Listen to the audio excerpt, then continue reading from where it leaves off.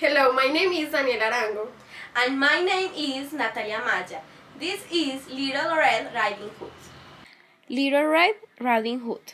One day, her mother, having made some cakes, said to her, Go, my dear, and see how your grandmother is doing, for I heard she was being very ill. Take her a cake and this little pot of butter. Little Red Riding Hood set out immediately to go to her grandmother, who lived in another village. As she was going through the wood, she met with a wolf, who had a very great mind to eat her up, but he dared not, because of some woodcuts working nearby in a forest. He asked her where she was going. The poor child, who did not know that it was dangerous to say and talk to a wolf, said to him, I am going to see my grandmother and carry her a cake and little pot of butter from my mother. Does she live far off? Said the wolf. Oh, I say! Answered Little Riding Hood. It is beyond that mill you said there, at the first house in the village. Well, said the wolf, and I'll go and see her too. I'll go this way and go you that, and we shall see who will be there first. The wolf ran as fast as he could, taking the shortest path, and the little girl took away, entertaining herself by gnats, running after butterflies, and gathering buckets and little flowers. It was not long before the wolf arrived at the old woman's house. He knocked at the door. "Who is there?" "Your grandchild, Little Riding Hood," replied the wolf, counterfeit her voice.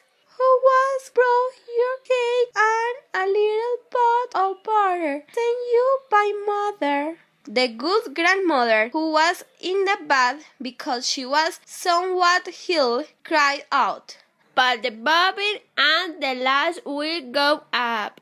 The wolf pulled the bobbin, and the door opened, and then he immediately fell upon the good woman and ate her up in a moment, for it being more than 3 days since he had eaten. He then shut the door and got into the grandmother's bed, waiting to Lady Riding Hood, who came some time afterwards and knocked the door.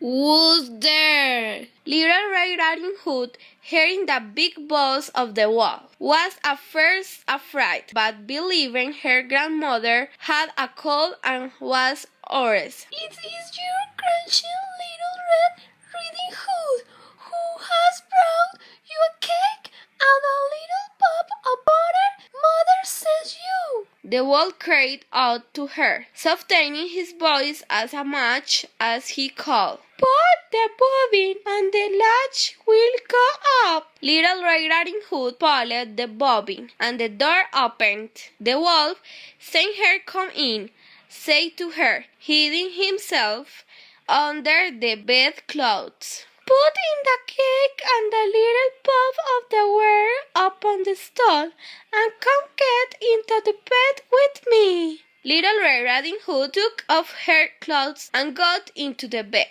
She was greatly amazed to see how her grandmother looked in the nightclothes, and said to her, Grandmother, what big arms you have! "All the better to run with my child." Grandmother, what big arms you have! "All the better to her with my child." Grandmother, what big eyes you have! "All the better to see with my child." Grandmother, what big teeth you have got! "All the better to eat you up with."